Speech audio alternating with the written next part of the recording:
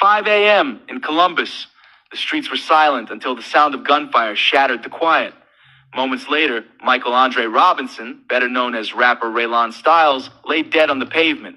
But how did a rapper with millions of followers end up the victim of a deadly shooting? Far from home. Styles, born in Tallahassee, Florida, had millions of streams, a rising career, and fans around the world. His remix of Baby Shark alone earned over 32 million plays. But just hours after his latest Instagram post, tragedy struck. At 5:10 a.m., Columbus police found Raylon Styles in the 300 block of West 3rd Avenue, suffering from a fatal gunshot wound. He was gone before help could arrive. But the question remains, why? Who pulled the trigger? Just blocks away from the scene, 24-year-old Mahmoud Hassan was arrested and charged with murder. What drove Hassan to take the life of a rising star? And what connection did he have to Styles?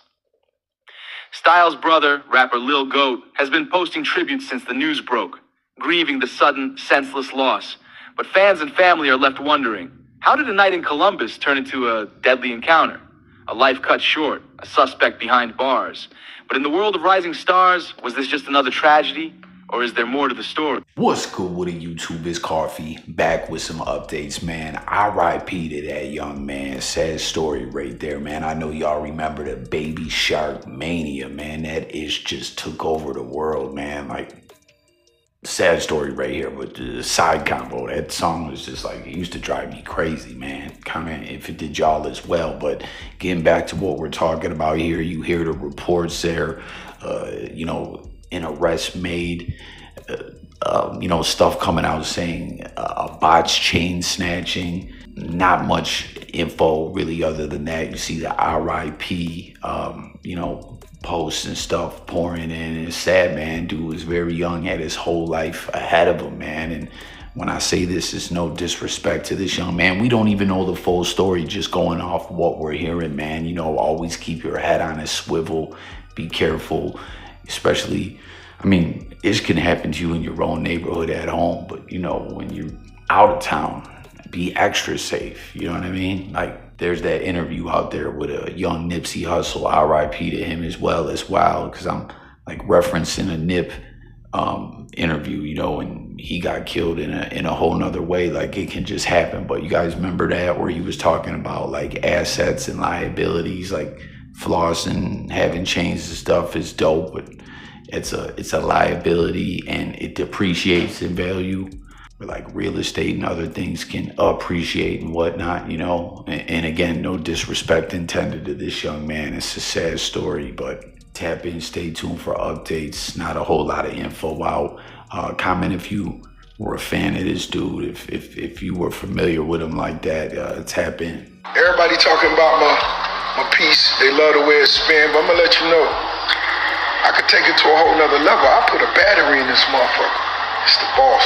I put a battery in this motherfucker and make this bitch spin for an hour straight. I hit the button. Ding! That bitch.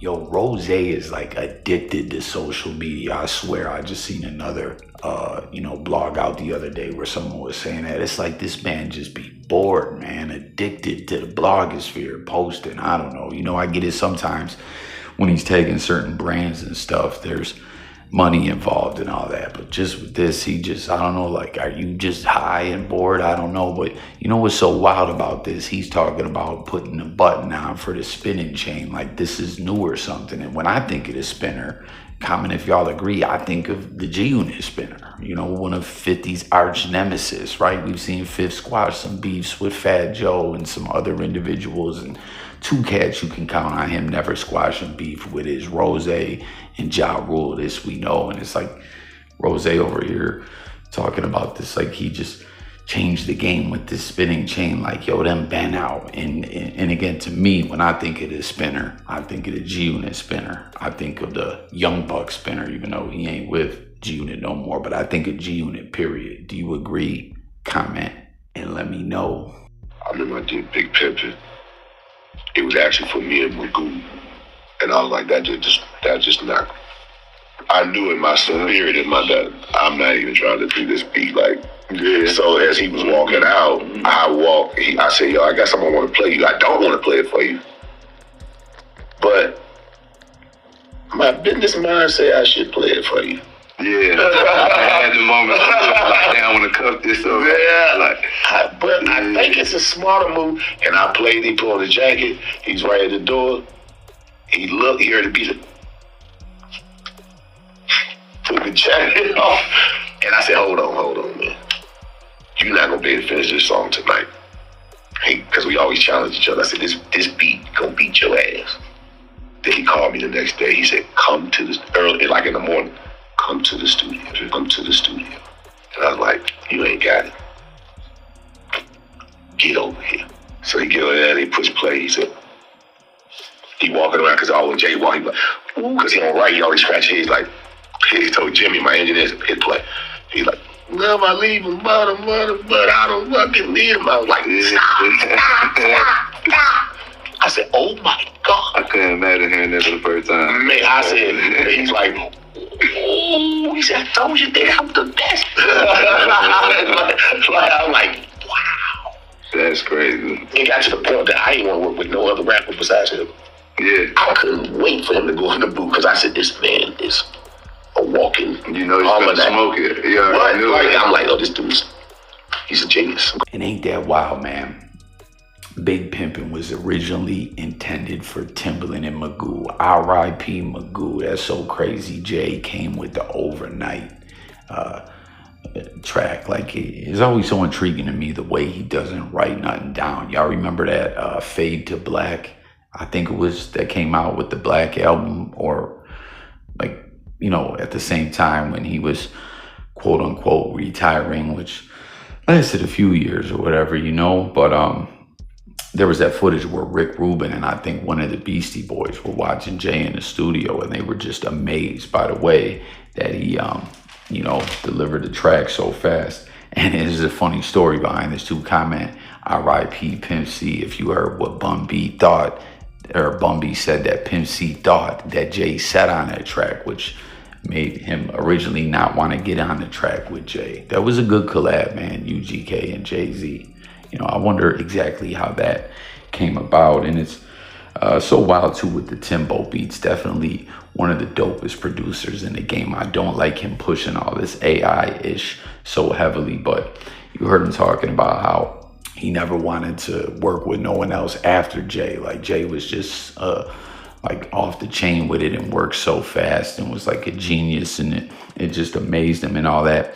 Comment your favorite collabs, like Jay-Z, Timbo on the beat. You know what I mean? Another fire one is from Volume 3, which is a slept on Jay-Z album, In My Lifetime, Volume 3. The song Snoopy track featuring Juvenile. You know that, you know, we ride all day. That joint went hard. Hope said, what, Wody? That was a Timbo beat that was just crazy, man. He said, I bought him iceberg-ish. They thought I knew Snoopy. And another good one also is Lobster and Shrimp. That was a hard joint, which was off Timbaland's album that came out in, like, what was that, 98, 99, I believe. Man, years have flown by, man, in a crazy way. It freaks me out every day. That's a fact. But so wild too when you see this video, seeing Dame Dash, you know, partying it up on the yacht. If you guys remember, they had the MTV making a video, and it was like the race to $1 million, that they were spending $1 million on this video, which at that time was like a groundbreaking thing, which is wild. Nowadays, people doing videos with their iPhones and whatnot, you know, but it was a different era. It was a different time. And, you know, like, it was a big momentous event and momentous occasion. They went, you know, basically on like a cruise on a yacht, went to the island, got that dope footage, but Dame partying it up. And I remember hearing a story, he got so pissy drunk, like he almost died of alcohol poisoning. I don't know if that's factual or not, but it's just so wild, you know, with them being where they are now. Like, the Rockefeller split all these years later, still beefing, Jay doing everything he can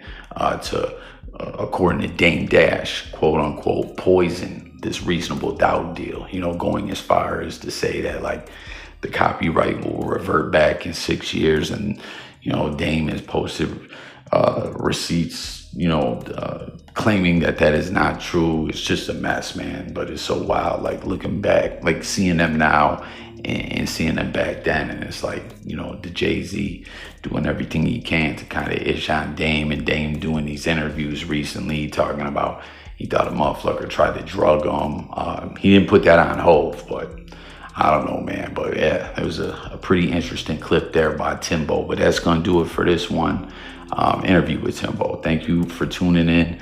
Comment on all the topics, subscribe, and I'll catch y'all on the next one. Peace.